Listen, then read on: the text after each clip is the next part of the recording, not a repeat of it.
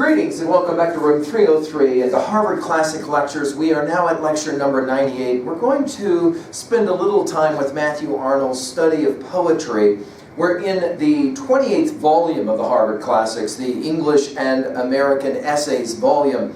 And this essay, the study of poetry, published in 1880 as the intro to T.H. Ward's anthology, The English Poets, is really one of the hallmark texts. And if we're going to be poets, and at times obviously we attempt it, and if we're going to be readers of poetry, and certainly at times we attempt it in our 303 experience, this is really one of the classic texts. Now, it takes us back to earlier lectures that you can find at learnstrong.net in the Harvard Classics folder. Lecture 96, that's Sidney's Defense of Poesy, as well as 97, Shelley's Defense of Poetry.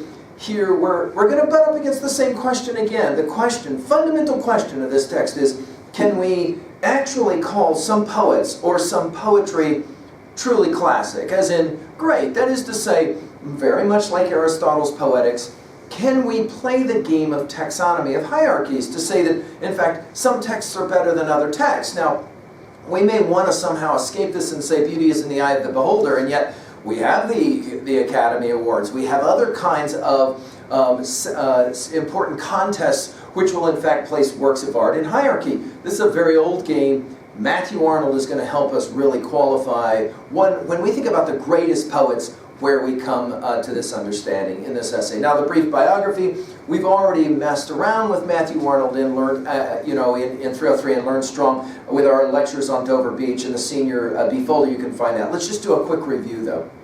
1822 to 1888, he is a great English poet, and more importantly, he's this cultural critic, as we're going to see it here in this text. He did work as the inspector of schools for some 35 years, so his understanding of education is really, really immense. He does come from a really famous family, of course his brother, but more importantly his father is the headmaster of Rugby School. Whitman, interestingly, the great American poet who we love so much in 303, said of him once, Arnold, that he's a quote-unquote literary dude. And for the Big Lebowski fans in the house, right, we can say this guy is in many ways that. A picture of him, we've always said, as we say in our study of Dover Beach, with the important, hair on the face and the beard and the half beard and and all the chops and all of that. You can take a look at that.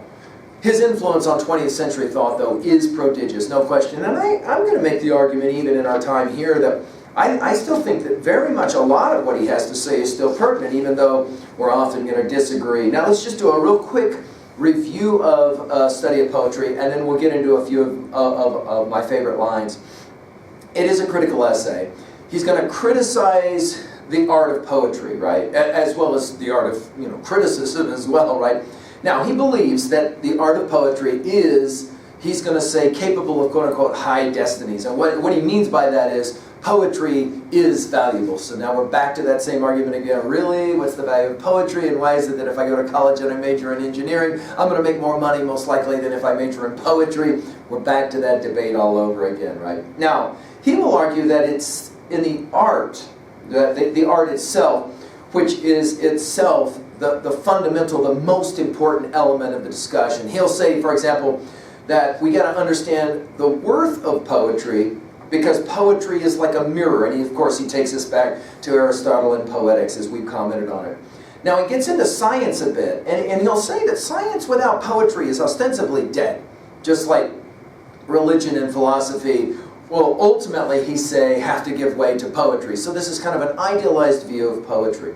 He will term poetry as, quote, a criticism of life, thereby reflecting in many ways the same notions of Plato, right, from Republic, as we've talked about this before. He says that as time goes on, humans will continue to find comfort, solace is his word, in poetry, right? He says that when one reads poetry, one tends to estimate, believe, whether it's the best form or not the best form of poetry. In other words, we have this tendency, this innate tendency to create hierarchies of the things, of the art forms that we read. Now, he says that this criticism happens in three ways, and now we get into the actual essay itself. He can talk about this from the perspective of the real estimate, the historic estimate, and the personal estimate. Let's talk about each one in turn. The real estimate is what he calls an unbiased viewpoint that takes into account both the historical context, the creative faculty to judge the worth of poetry. The real estimate often is surpassed by the historical and the personal estimate. The historical estimate will consider historical context above the value of the art itself, right? Now, the personal estimate, on the other hand, will involve what? Personal taste, likes, dislikes, of the, that we have as readers, and obviously this is going to change to some degree the judgment of our poetry. I can pause here and say that this essay, and many like it, has influenced what we will often say in 303 when we are studying a work of art. Remember what we say. We're not interested in whether you like or dislike the work of art. We're interested in whether you can appreciate it. And what does that mean? Respect the way it works, or attempts to work, right? Now, he says that both these estimates have a tendency to be incorrect. Fallacious is his word. That is to say, the Fallibles Principle, epistemologically speaking, back to our big five. The historical and the personal estimate will sometimes overshadow, he says, the real estimate. But Arnold says this is kind of the way it is. This is natural. The study of the historical background of poetry, its development often leads to the critic looking over, or skipping over is his language, the shortcomings because of the historical significance. In other words, it is true that we'll see some poets, maybe not the best of people or whatever, but that's okay because of the cultural significance, is his point. Okay? Historic estimate raises poetry, he says, to a high pedestal, is his language. And this one will often hinder somebody from noticing its weaknesses, or at least within his own time.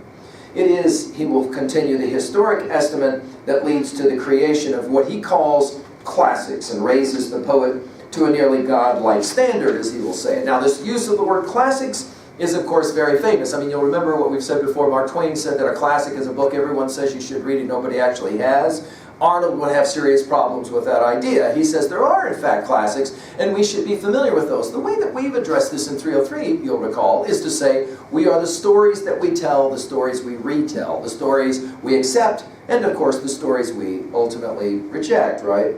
Now, Arnold's going to say that if a poet is truly a classic, his poetry will give the reader real pleasure and enable him to compare, contrast other poetry, which are not at the same high standard. This is the real estimate of poetry, and he'll get into this in the essay itself. Now, he's going to place at the high watermark Homer, he's going to put Shakespeare there, he's going to put Milton there. He's going to have some comments about poets like Burns and Chaucer, and that'll be interesting here in a second.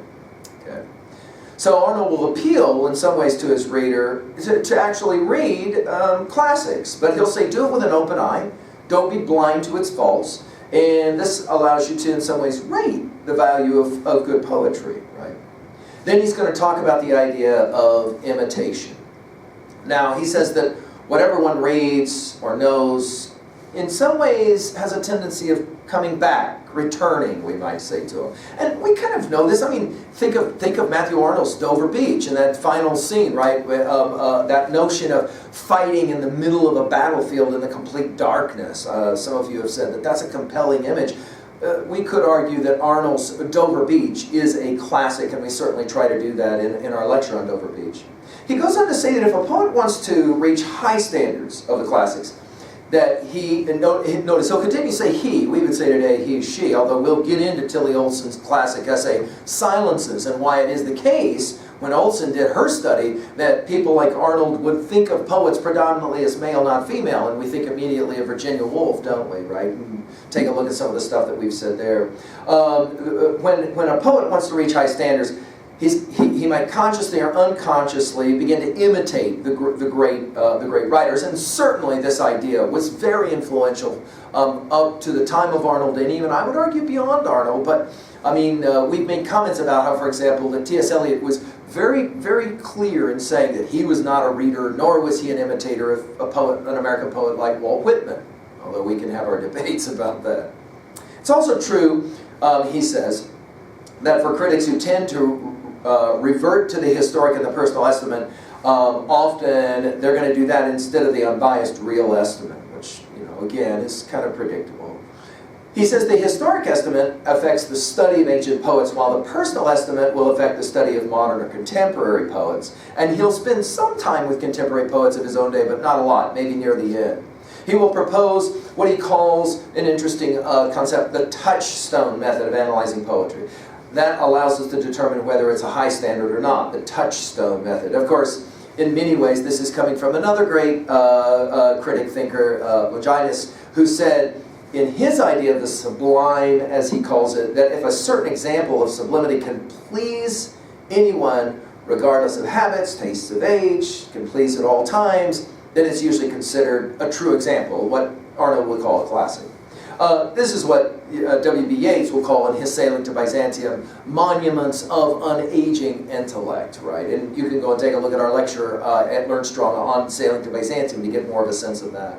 Now, this method that he's talking about was actually first suggested in England by Addison, the great influential thinker, along with Sidney, who said that he would have a man read classical works which have, quote-unquote, stood the test of time and place, and also those modern works which find high praise among contemporaries. This notion of standing the test of time is what Yeats is talking about in Sailing to Byzantium when he talks about monuments of unaging intellect.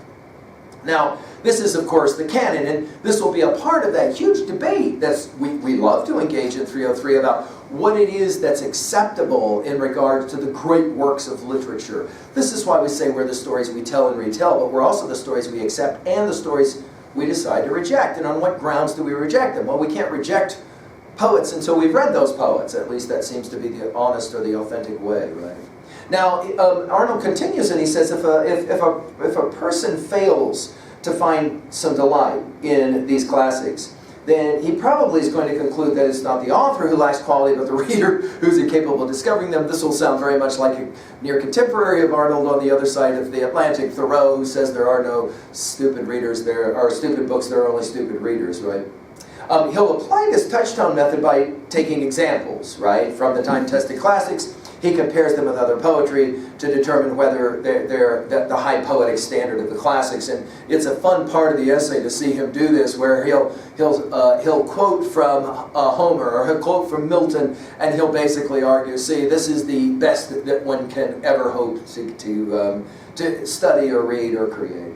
He says poems need not resemble or possess really any similarity to the touchstones, but they're always standing there, right? Now, once the critic has lodged these touchstones in his mind in order to detect, possession of high poetic quality, then he will have to find what he calls the tact of finding it in other poetry that he compares to the touchstones. And then he'll quote, as we said, Homer, Dante, Shakespeare, Milton, and those are the four great ones for Arnold. Let's just put them in our notes to attempt to exemplify what he means by these touchstones. He says the examples he's quoted, right, are not similar in any real way, but they do possess a high, what he calls, quote, high poetic quality, end quote.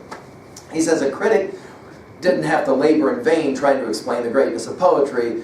He can just simply do this by pointing at some specimens of the highest poetic quality, he says. And he goes on to say that the high quality of poetry lies in its matter and in its manner. It's got to be serious, he will say. He goes by Aristotle's observation, and he says the best form of poetry, quote, possesses high truth and seriousness that makes up its subject matter along with superior diction that marks its manner, end quote. Arnold, however, does mention the true force of this method lies, as he says it, in the application. He'll urge critics to apply the touchstone method to analyze and rate poetry, and in large measure, a whole lot of what happened for the 20th century, I mean, we think about the critic T.S. Eliot as a classic exemplar of this, is to take the ideas of Arnold and put them into real time. Okay? He will urge critics then to try and think about ways to follow his lead here. Now, he's then going to turn to French poetry. He says French poetry has had a tremendous influence on the poetry of England, but he will interestingly differentiate the poetry of northern France, the poetry of southern France. For example, he'll say the poetry of southern France influenced Italian literature, and we think of Dante. It's the poetry of northern France that dominated in the 12th and the 13th century, and this poetry came to England with the Anglo-Saxon and the Normans, and it had a tremendous impact on English poetry. It was the Romance poems of France that were popular during that time. We think immediately of Song of Roland, and Song of Roland is treated, although he's going to have some negative criticism of Song of Roland as opposed to some of the other great epic poems. We today maybe we'll say he's a little harsh in maybe some of his criticism of Song of Roland, for example. Arnold says it didn't have this poetry of France. It didn't have any special characteristics, and it lacked, he says, the high truth, seriousness, and diction of classic poetry. And to some degree, it remains significant only from the historical point of view. Now, obviously, we can debate, and we should debate, I think, and you can go back and take a look at some of our comments on French poetry at Learn Strong to feel where we're headed. But it's his next comments that make this essay really crucial. It's his comments on Chaucer. Very influenced by the French and the Italian poets, as we have said in our lectures on Chaucer at learnstrong.net. Arnold says that Chaucer's poetic importance really is a result of the real estimate and not the historic estimate. The superiority of Chaucer's verse, he says, will lie both in its subject matter, its style. He does write about human life and nature as Chaucer sees it, and he speaks of Chaucer's diction. He calls it, quote-unquote, liquid diction, to emphasize the fluidity, the manner of Chaucer's writing. He considers this to be an irresistible virtue, as he calls it.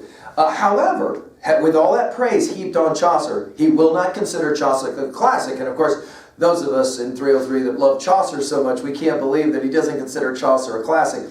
He will compare Chaucer to Dante, and of course the moment that he does that, well, he's got problems with Chaucer, right? Because, I mean, well, compared to Dante, everyone has problems poetically, we might say, right? Because why? Well, Chaucer lacks this, he says, high seriousness of the classics, and of course then that's going to deprive him of his highest honor. Now, we try to argue in our lectures on Chaucer that it is a misreading of Chaucer to simply see him as an entertainer, as a satirist, as an iconoclast. Chaucer is about some very serious work, especially in his attack on those three institutions of stability, that is to say, the Roman Catholic Church, and his problems with church hypocrisy, his attack on the patriarchy as his feminist voice, and then, of course, his attack on class nobility. You can go and take a look at our lectures at Learn Strong to see this one.